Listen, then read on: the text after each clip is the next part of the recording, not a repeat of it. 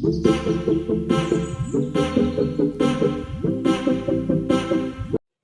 વિદ્યાર્થી મિત્રો, તો આજે આપણે સ્ટેટિસ્ટિકનું ચેપ્ટર નંબર 2 જેમાં સ્વાધ્યાય નંબર 8માં આપેલ બહુલકની રીતના દાખલા વિશે માહિતી મેળવીશું. આ ચેપ્ટર માટે આની આગળ આપણે 3 વિડીયો મૂકેલા છે, જેમાં મધ્યક, મિશ્ર મધ્યક અને મધ્યસ્થની ગણતરી કરાવેલી છે.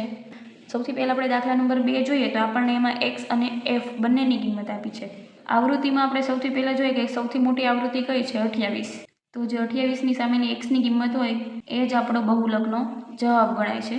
પરંતુ જો આપણને વર્ગવાળી કિંમત આપેલી હોય છે તો આપણે સૂત્રનો ઉપયોગ કરીને બહુલકની કિંમત મેળવવાની હોય છે. તો જ્યારે પણ વર્ગ આપેલા હોય છે ત્યારે બહુલકની ગણતરી કરવા માટે આપણે સ્વાધ્યાય 10નો દાખલા નંબર 5 જોઈએ, જેમાં ઉપર આપણને વર્ગ આપેલા છે, નીચે આવૃત્તિની સંખ્યા આપેલી છે.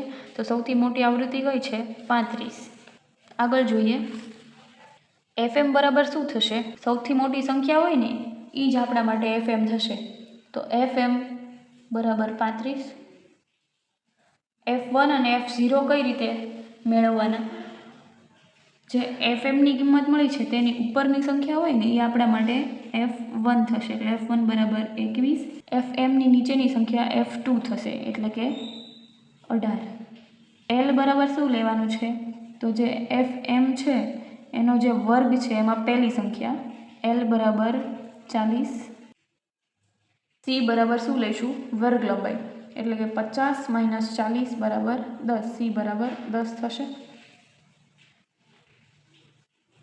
બધી કિંમત આપણાને મળી ગઈ છે, એટલે આપણે સૂત્રમાં મૂકીએ l બરાબર 40 વત્તા fm બરાબર 35 માઇનસ f1 એટલે કે 21 છેદમાં 2fm એટલે કે 35 ગુણ્યા 2 બરાબર 70 થશે, માઇનસ f1 21 માઇનસ f2 18 ગુણ્યા c વર્ગ લંબાઈ એટલે કે 10.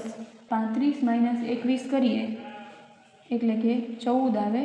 70 માઇનસ 21 માઇનસ 18 કરતાં 31 મળે છે, સોરી અહીંયા પ્લસ આવશે, ગુણ્યા વર્ગ લંબાઈ 10 બરાબર 40 વત્તા 14 ગુણ્યા 10 એટલે કે 140 છેદમાં 31 બરાબર 40 વત્તા 140 ભાગ્યા 31 કરતાં 4.52 મળશે.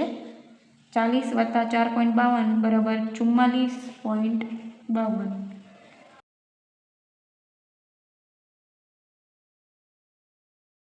m0 એટલે કે એ છે આપણો બહુલક. જ્યારે પણ વર્ગ આપેલો હોય ત્યારે બહુલકની ગણતરી આ સૂત્ર મુજબ થશે. ત્યારબાદ આપણે આગળ જોઈએ સ્વાધ્યાય નંબર 9, જેમાં એક જ દાખલામાં આપણને મધ્યક, મધ્યસ્થ અને બહુલકની કિંમત શોધવાની કીધી હોય.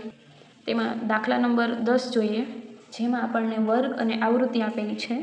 મધ્યક, મધ્યસ્થ અને બહુલક ત્રણેયની કિંમત આપણે આમાં પહેલાં મેળવવાની છે.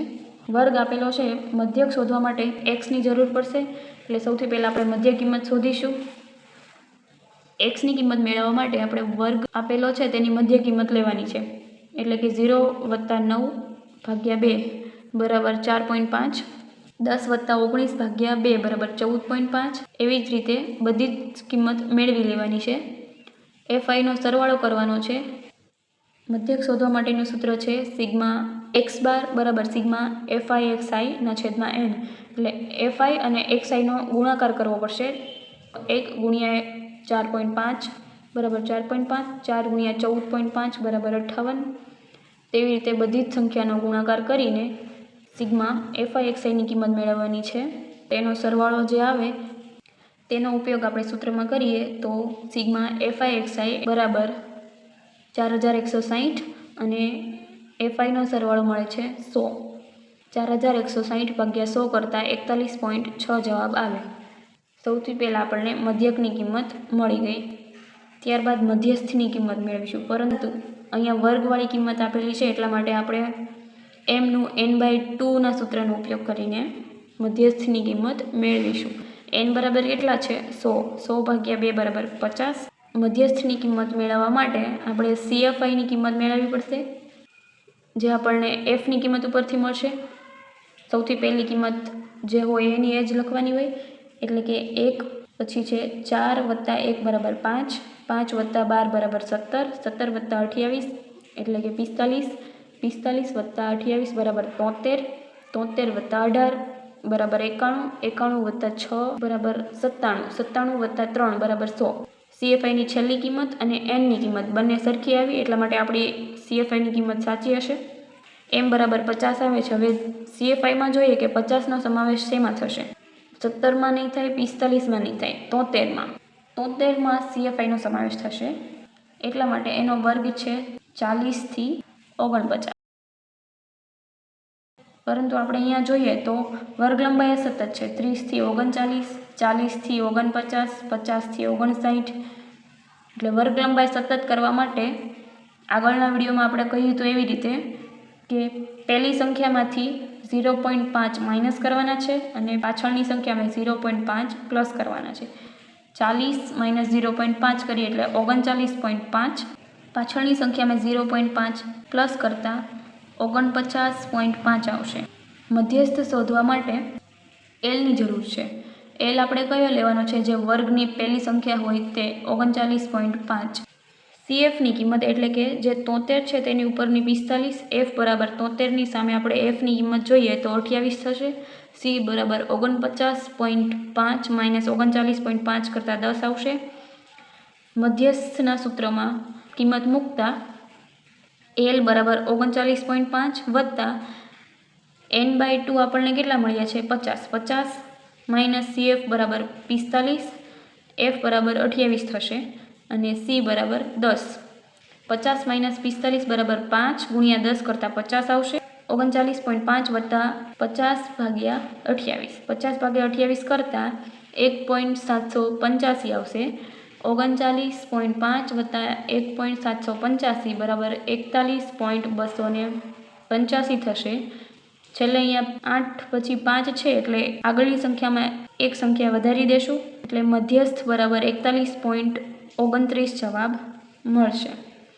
તો મધ્યક અને મધ્યસ્થ બંનેની કિંમત આપણને મળી ગઈ છે. તેના આધારે આપણે જે બહુલકની કિંમત મેળવવાની છે, જ્યારે પણ મધ્યક, મધ્યસ્થ અને બહુલક શોધવાના કીધા હોય ત્યારે બહુલકનું આ સૂત્રનો ઉપયોગ થશે.